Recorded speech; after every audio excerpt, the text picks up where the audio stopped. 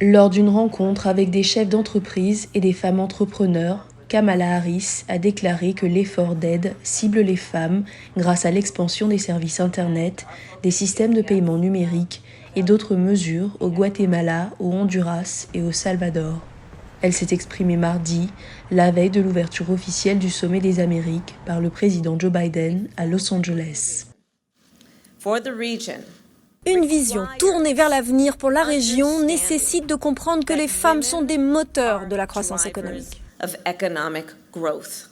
Mais cette réunion des chefs d'État de l'hémisphère occidental s'est embourbée dans la controverse. Les États-Unis, pays hôtes, ont exclu Cuba, le Nicaragua et le Venezuela, affirmant que ce sommet doit être celui de nations démocratiques. Le président du Mexique a alors choisi de ne pas assister au sommet, ainsi que plusieurs autres dirigeants de la région.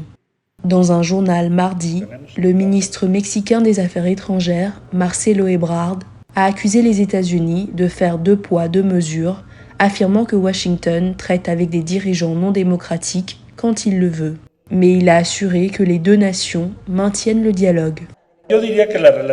Je dirais que notre relation bilatérale avec les États-Unis est très bonne, elle est très vaste et c'est une relation bien définie.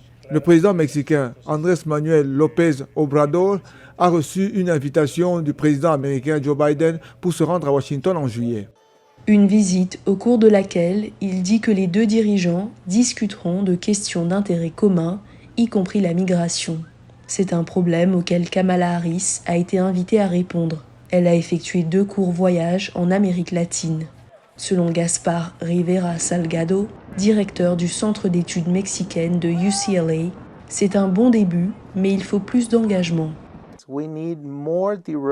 Nous avons besoin d'une action plus directe dans ce sens. Je pense donc que le sommet pourrait être le début. Il pourrait être le début d'un changement de priorité dans les Amériques. Les administrations américaines récentes n'ont pas accordé suffisamment d'attention à l'Amérique latine, estime un ancien ambassadeur américain au Venezuela. Ça a vraiment commencé sous l'administration Obama, puis plus vocalement sous l'administration Trump, alors que les dirigeants américains ont commencé à réévaluer publiquement ce que notre rôle dans le monde devrait être. Je pense que l'Amérique latine a souvent été laissée de côté. Il ajoute que malgré les controverses, ce sommet offre à l'administration Biden une chance d'inverser la tendance.